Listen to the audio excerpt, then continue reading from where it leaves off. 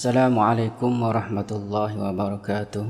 Bismillahirrahmanirrahim. Kisah malaikat dengan 3 pesakit kusta, botak dan buta. Dari Abu Hurairah radhiyallahu anhu, dia pernah mendengar Rasulullah sallallahu alaihi wasallam bersabda, pada zaman dahulu ada 3 orang Bani Israel yang diserang dengan penyakit kusta, botak dan buta. Kerana ini menguji keimanan 3 orang ini, maka Allah Subhanahu wa taala mengutus seorang malaikat kepada mereka.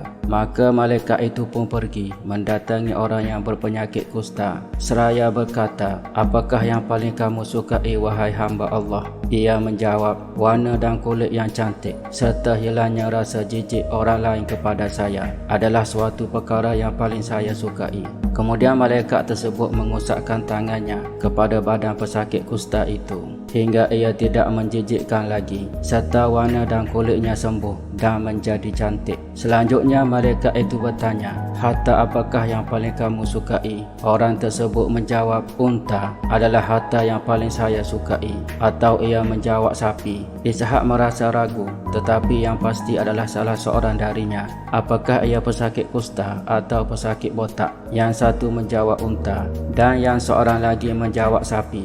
Kemudian ia diberikan seekor unta yang bunting. Setelah itu malaikat berdoa, semoga Allah memberkatimu dengan unta ini. Kemudian malaikat tersebut mendatangi si penyakit botak seraya bertanya, apakah yang paling kamu sukai wahai hamba Allah? Si botak menjawab, rambut yang cantik dan hilangnya rasa jijik orang lain kepada saya adalah suatu perkara yang paling saya sukai. Lalu malaikat itu mengusap kepala si botak hingga ia tidak menjijikkan lagi dan mempunyai rambut yang cantik. Malaikat itu bertanya lagi, harta apa yang paling kamu sukai? Orang tersebut menjawab, sapi adalah harta yang paling saya sukai. Maka malaikat pun memberikan sapi yang bunting kepadanya. Lalu malaikat itu berdoa, semoga Allah memberkatimu dengan sapi ini. Seterusnya malaikat itu pun pergi mendatangi si buta sambil bertanya, wahai hamba Allah, harta apakah yang paling kamu sukai? Si buta menjawab, saya ingin Allah Subhanahu wa taala mengembalikan penglihatan saya hingga saya dapat melihat orang lain. Kemudian malaikat itu mengusapkan tangannya pada si buta hingga Allah Subhanahu wa taala mengembalikan penglihatannya. Malaikat itu pun bertanya lagi, harta apakah yang paling kamu sukai? Orang tersebut menjawab, kambing adalah harta yang paling saya sukai. Kemudian diberikan kepadanya seekor kambing yang bunting. Selanjutnya, unta, sapi dan kambing yang dimiliki oleh 3 orang tersebut beranak dan berkembang biak menjadi banyak. Dan sesungguhnya apabila orang yang dahulu berpenyakit kusta kini mempunyai ternakan unta yang banyak, orang yang dahulu berpenyakit botak kini mempunyai ternakan sapi yang banyak. Begitu juga halnya orang yang dahulu buta, kini ia mempunyai ternakan kambing yang banyak. Selang beberapa tahun kemudian, malaikat tersebut mendatangi orang yang dahulu berpenyakit kusta dengan menyamar sebagai orang yang menderita penyakit kusta.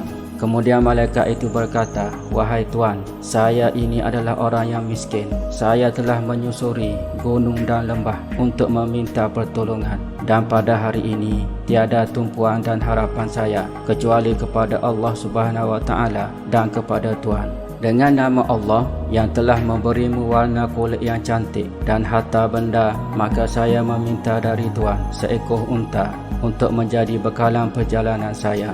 Orang yang dahulu berpenyakit kusta menjawab, sesungguhnya kemahuan saya sendiri masih banyak lagi, wahai pengemis. Malaikat itu berkata, seperti saya telah mengenalimu, bukankah dahulu kamu diserang penyakit kusta hingga orang-orang merasa jijik kepadamu?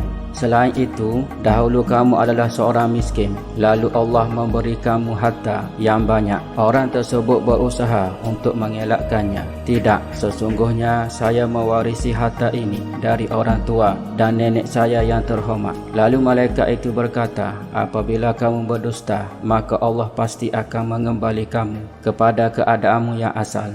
Seterusnya, malaikat itu mendatangi orang yang dahulu menderita penyakit kudis di kepalanya sehingga menjadi botak dengan menyamar sebagai orang yang menderita penyakit kudis di kepalanya hingga menjadi botak. Lalu malaikat itu berkata kepada orang yang dahulu menderita penyakit kudis, sama seperti apa yang dikatakannya kepada orang yang menderita kusta. Ternyata orang yang dahulu menderita penyakit kudis hingga kulit kepalanya menjadi botak menjawab serupa dengan jawapan orang yang dahulu menderita penyakit kusta.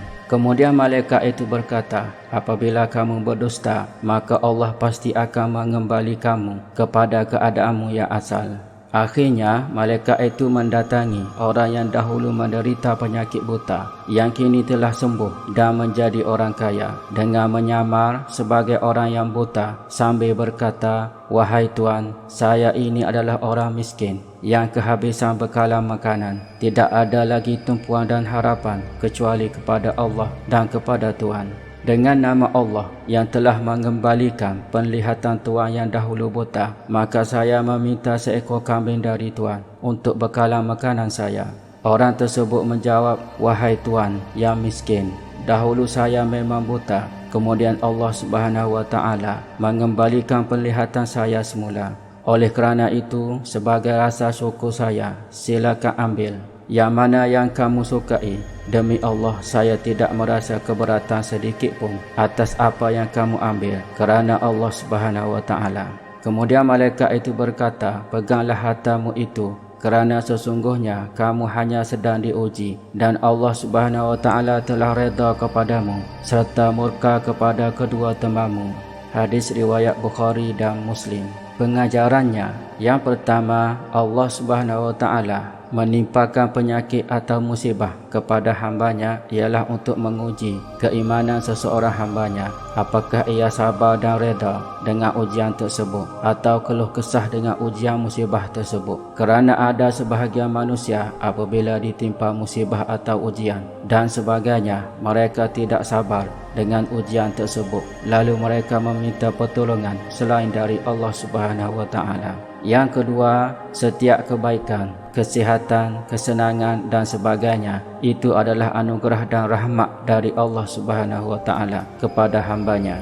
Yang ketiga, menggunakan segala nikmat dan pemberiannya ke jalan yang diredai oleh Allah Subhanahu wa Ta'ala.